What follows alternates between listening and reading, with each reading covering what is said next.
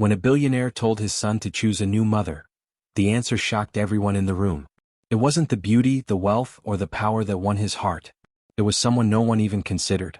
And what happened next turned that mansion into something it had never been before. The chandelier above glittered like a crown of ice. Beneath it, the grand hall was wrapped in an unnatural silence.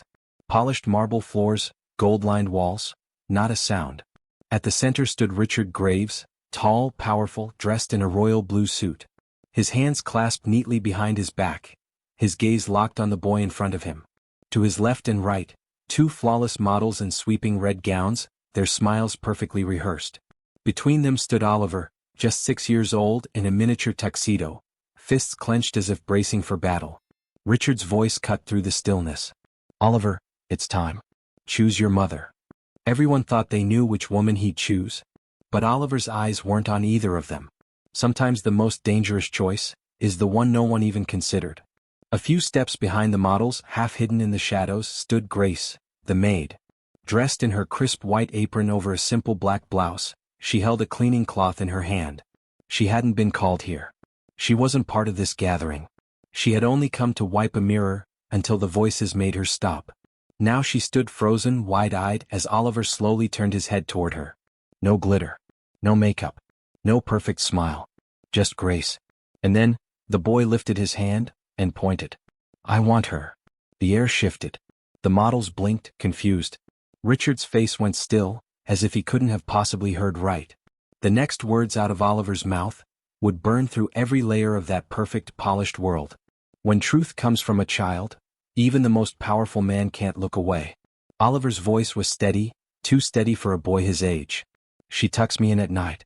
She makes my pancakes just right. She reads better than my teacher. And when I'm sick, she stays until I stop crying." One of the models tilted her chin, lips curling. "She's the maid." Oliver's small fists tightened.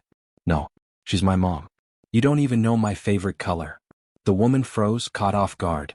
Richard's jaw shifted, irritation or something deeper no one could tell. "Oliver, that's enough," he said sharply.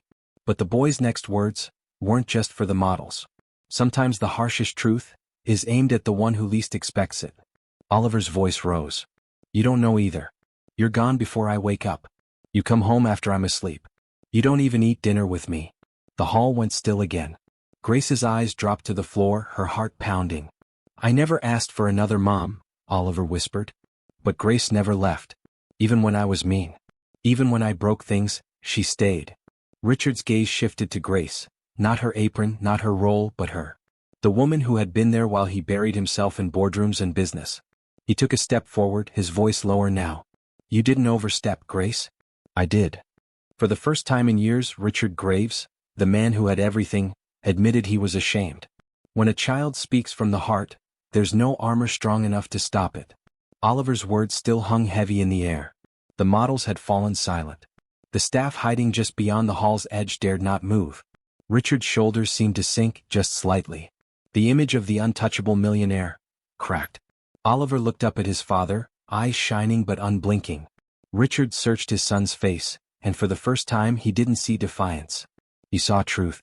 And truth was about to demand something from him. Power can give you anything, except the one thing you can only ask for. Richard turned to Grace, his voice lower now, almost unsteady. "Grace, will you stay? Not as a maid. Not as staff. But as part of this family. As Oliver's mother, if you'll have us." Gasps rippled quietly among the few who overheard. Grace's eyes widened, her hands trembling just enough for Oliver to notice.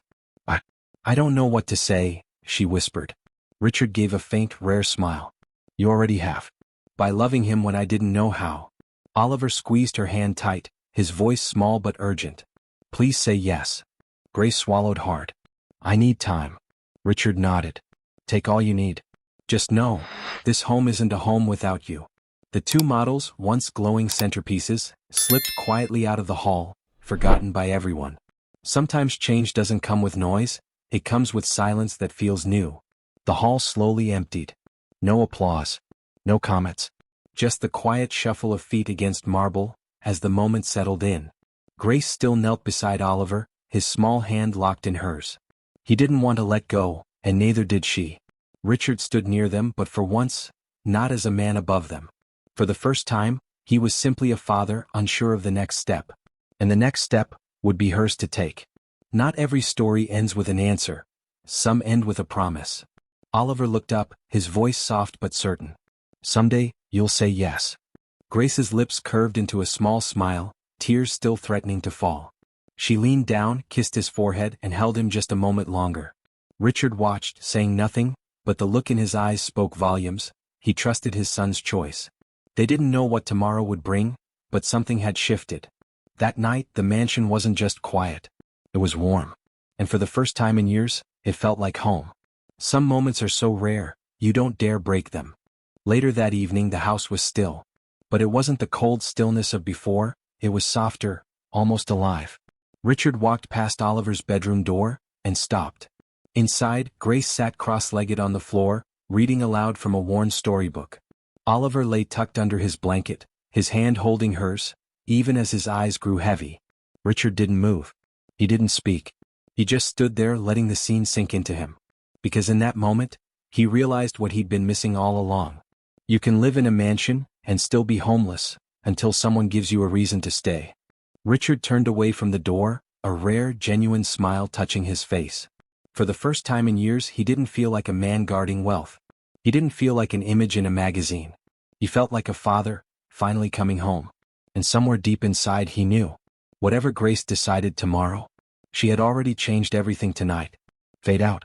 But leave the echo of Oliver's words. Someday, you'll say yes.